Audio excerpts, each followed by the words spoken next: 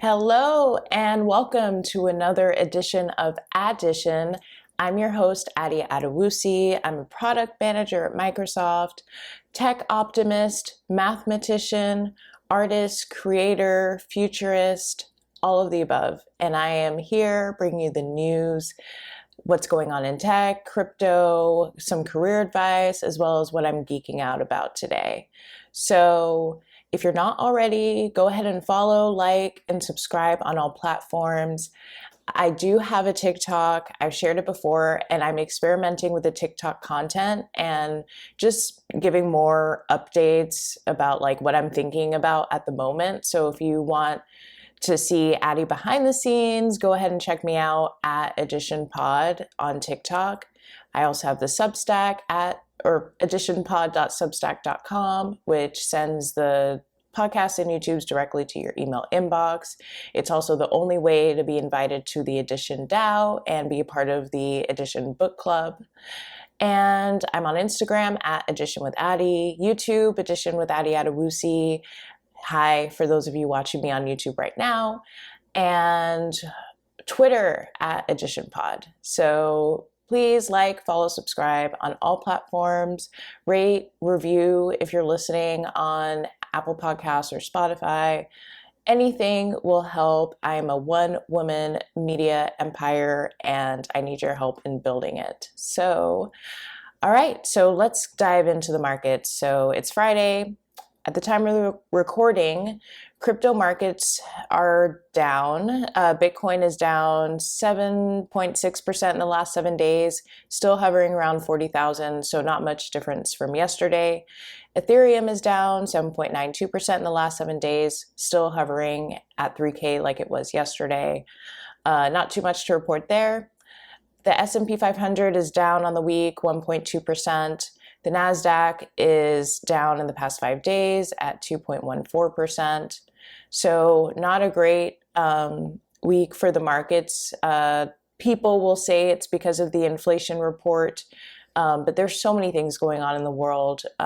We have no idea how markets are going to behave. So just keep dollar cost averaging in, which means that you just set aside a set amount of money from your paycheck straight into your 401k, or if you're doing crypto, a set amount of money that's taken out of your account into your crypto exchange of choice or not. This is not investment advice, but this is a great buying opportunity. Honestly, I am tempted to buy more crypto, but I've already have my 10% allocation. I'm not expanding that anymore.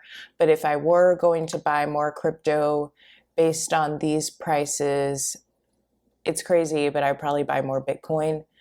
I have a good amount of Ethereum already, so I wouldn't need to do that. But I do have this subconscious goal of acquiring one Bitcoin total. Not investment advice. This is me just in degen mode. Google it if you're not familiar with crypto Twitter slang. But yeah, buying opportunity all around in the markets if you have been wanting to take a bet and we're waiting for the right time. So, hot topic in tech, I'm just going to briefly address that every journalist is talking about Elon Musk's offer to buy Twitter. I talked about this yesterday in episode 10. I personally think it's because journalists are one of the groups that care about Twitter, one of the few groups that care about Twitter. People that care about Twitter, all journalists care, politicians care. There's a segment of the Black community that cares, but everyone else doesn't really care about Twitter. But because we get the news from journalists, we're just being bombarded with all these takes and opinions and thought pieces over whether Twitter is going to be owned by Elon or not. I like news, actual news, not theories. So that's why I'm not super excited about talking about this, but because it is in the news, I have to acknowledge that this is still a developing story and we still do not know whether Twitter is going to accept Elon's offer or not. Okay, so because there's been so much news about Elon, I haven't been able to talk to you guys about the stablecoin wars. So the stablecoins are cryptocurrencies that are pegged to a certain value. So the ones that I'm going to be discussing are all pegged to the US dollar. So one of these stable coins is equivalent to $1 US. So the wars are between Tether, which is USDT, Circle, which is USDC, Terra, which is UST, and DAI, which is DAI. So these four stable coins are essentially fighting for market share. Stable coins are very competitive. Like I said, they're equivalent to $1 just in cryptocurrency.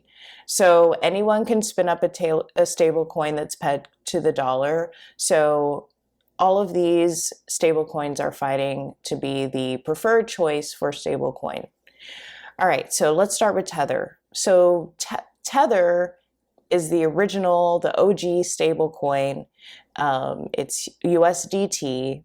Most cryptocurrency exchanges have Tether. It has the largest market cap of all the stable coins, but they have very sketchy business practices. So none of these have been proven. This is all alleged, but basically, originally Tether said, for every dollar of Tether, there's $1 in our reserves. And then they said, just kidding, not actually. We have dollar equivalents in our reserves.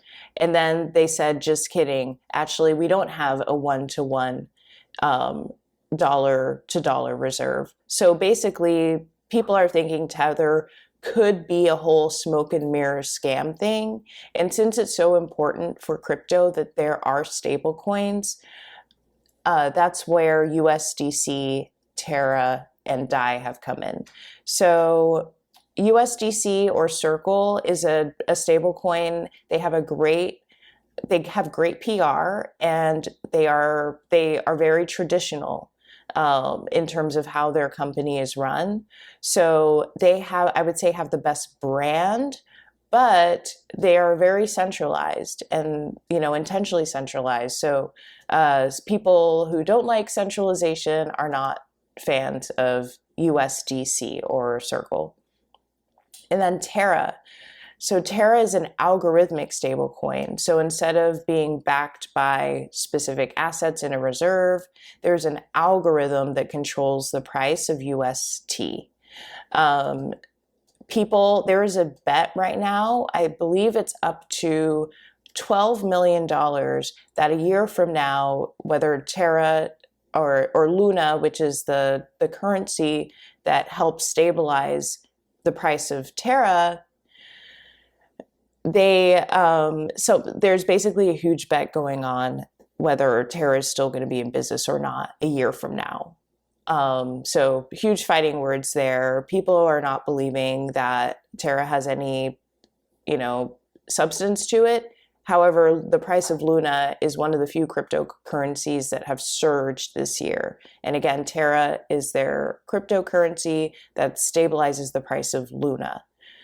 Of UST.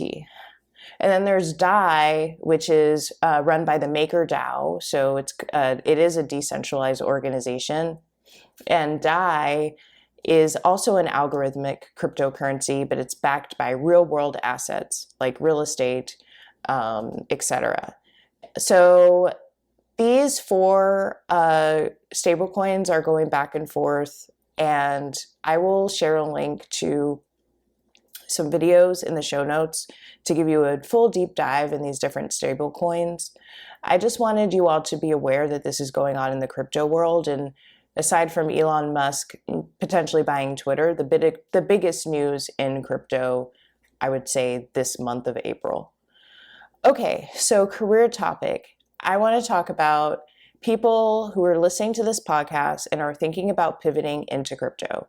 Maybe you work for a legacy financial institution, maybe you work for an aging tech company, and you want to get a job in crypto, but you want to be smart about it. So I'm going to give you a quick rundown. So companies, if you are looking for a stable crypto company, I would recommend these 4. Coinbase, which is a cryptocurrency exchange. I'm sure you've heard of it. They had the famous Super Bowl commercial with the QR code. OpenSea, which is the largest NFT marketplace. It's very well capitalized. It has great investors.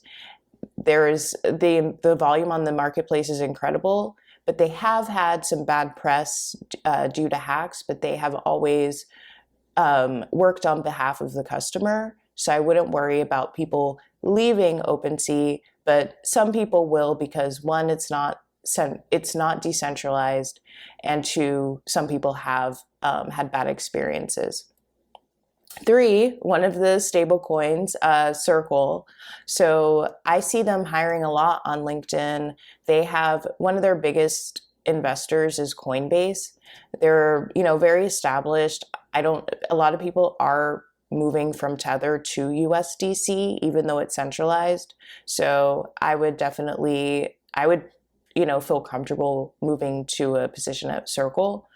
And then Gemini, I see as an OG crypto exchange. It's founded by the Winklevoss twins, which are the twins who had the idea for Facebook, but then Mark Zuckerberg allegedly stole it. They did win that court case. They became billionaires, invested in Bitcoin, and now and they have been running Gemini for years now. So those are the 4 companies that I would look at. Okay, so what to know before interviewing a crypto company. Some companies are so big that they don't care, but I feel like you should know at least these few things. What is Bitcoin? Understand the definition of Bitcoin, understand Ethereum and what it does, and also understand stablecoins, especially if you're planning on working for Circle, which is a stablecoin company. And I would also say Gemini too, because they have their own stablecoin, GUSD. So understand what Bitcoin, Ethereum, and stablecoins are, and understand how they are different. In a future episode, I will explain this, but I can't do it right now because I'm running low on time. Okay, MetaMask. Please download the MetaMask crypto wallet extension on Google Chrome and figure out how to use it. MetaMask is a crypto wallet. So most people live in their exchanges like Coinbase and Gemini or Robinhood or wherever you're keeping your crypto. People that actually use Web3 or use Ethereum or are building things on Web3 use a wallet, a crypto wallet, and MetaMask is the most common one. So being able to confidently say, yes, I have a MetaMask and I've used it this way and that way, is a huge plus when, feeling confident going into these jobs. And bonus, if you understand Solana, Solana is an Ethereum competitor that I would say out of all of them is the best competitor. I personally have NFTs on Solana. I may be starting my DAO on Solana, not necessarily because I want to. I believe in the ethos of Ethereum, but Solana is just so much easier. And I'm sure I'm not going to be the only one who thinks that.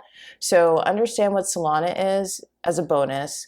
And also Terra, I talked about it earlier in this episode. Honestly, you could probably use the information I just shared in this episode to get you up to speed on Terra. And of course, look at the links that I link as well. Okay, what am I geeked out about this week? Well, I'm geeked out about spring. So my birthday is May 15th. I'm a spring baby. I'm always excited when the weather turns. I'm looking forward to outdoor patios. I'm looking forward to al fresco dinners and lunches. I'm looking forward to rooftop cocktails. So this weekend, I'm hosting a networking event in Atlanta at a speakeasy red phone booth. Then tomorrow, I'm going shopping for return to office with one of my coworkers who's also at Microsoft. And then I'm also going to get charcuterie also at another speakeasy. It's actually a red phone booth again, just a different location. So yeah, I hope you are enjoying your life. This is the reopening. If there's happy hours, attend them, have fun, network, You know, we've been in a pandemic for 2 years and things are just now starting to get back to normal. So enjoy your life, enjoy your weekend, and enjoy the weather. All right, I'll catch you next time. Bye.